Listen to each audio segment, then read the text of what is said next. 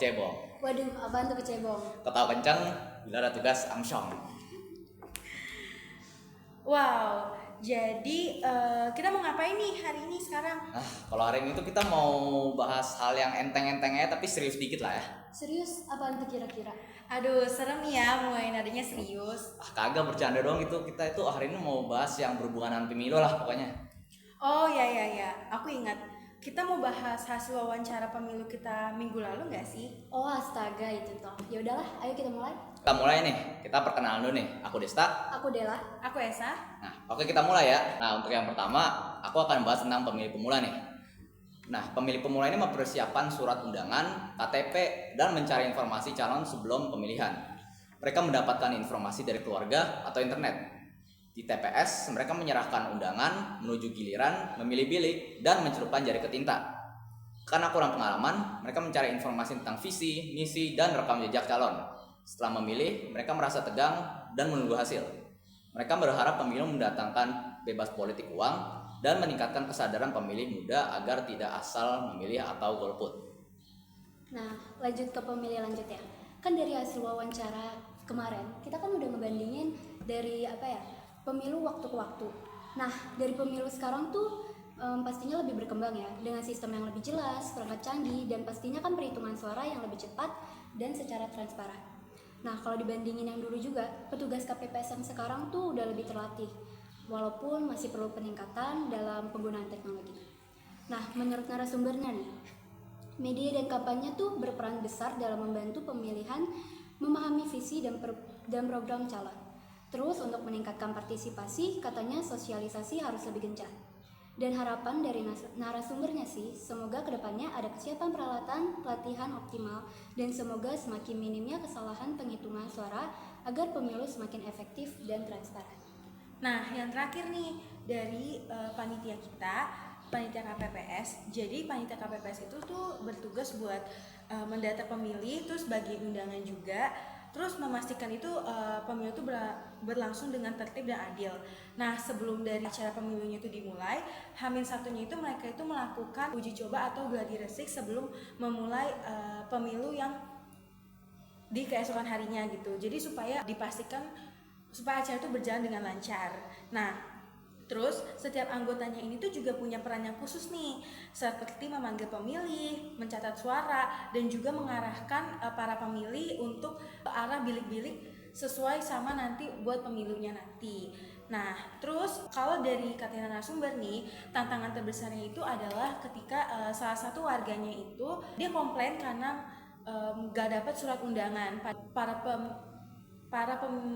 Panitia pemilu ini tuh udah memastikan buat semua undangannya tuh dibagiin gitu, tapi mungkin sepertinya si ini itu lagi nggak ada di rumah dan ke kantor, pas lagi beberapa kali itu nggak ada juga, akhirnya dia disuruh datang aja langsung ke KPPS. Nah, dari sini panitia KPPS itu nggak nyerah gitu aja, nggak cuma nggak nyuruh langsung pulang atau bahkan ikut tersut emosi, tapi di sini para panitia KPPS itu malah mengarahkan si mas-mas ini untuk mengambil salinan formulir hasil pemilu dan untuk memilih dengan salinan formulir yang baru. Nah, terus abis itu KPPS ini untungnya diselesaikan dengan baik ya masalahnya gitu, karena KPPS ini juga punya prinsip untuk menjaga transparansi perhitungan suara dan setiap pelanggaran harus dilaporkan ke pengawas pemilu, yang dimana supaya ada yang golput atau bahkan terlewat dan hasilnya tuh supaya transparan nih, semua dari warga di daerahnya ikut dalam pemilu.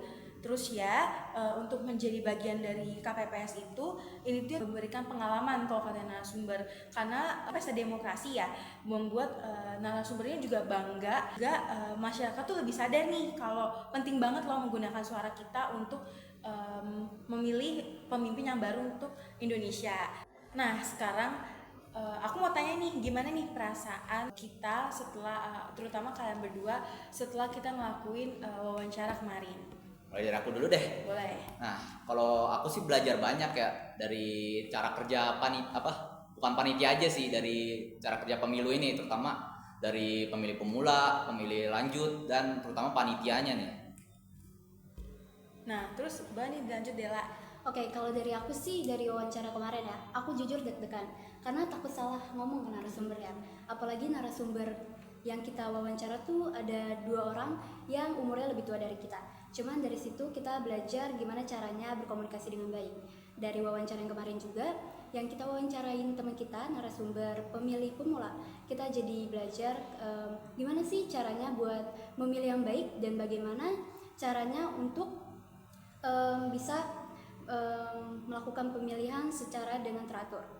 Nah, sama nih kayak perasaan Desta dan juga Dela. Jujur aja canggung banget dan ngerasa deg-degan banget untuk wawancara narasumber pertama kali, apalagi tentang demokrasi yang sebelumnya kita tuh belum pernah belajar ya. Apalagi kita tuh kita bertiga itu belum pernah mengikuti pemilu. Walaupun dulu mungkin waktu masih kecil kita tuh sering ya ikut orang tua untuk ke KPPS, tapi kan kita di situ nggak sadar ataupun kayak ngerasa oh ya udah cuma ikut orang tua aja gitu. Yang akhirnya tuh pas mau wawancara bingung juga ya buat nyusun pertanyaannya mau seperti apa gitu, apalagi sebelum belum ada pengetahuan sama sekali.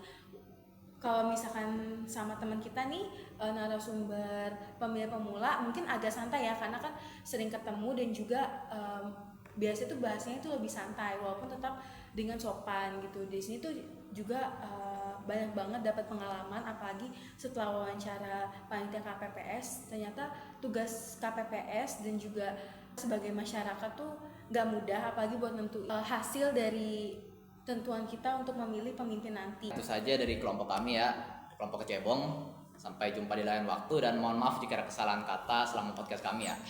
Dadah!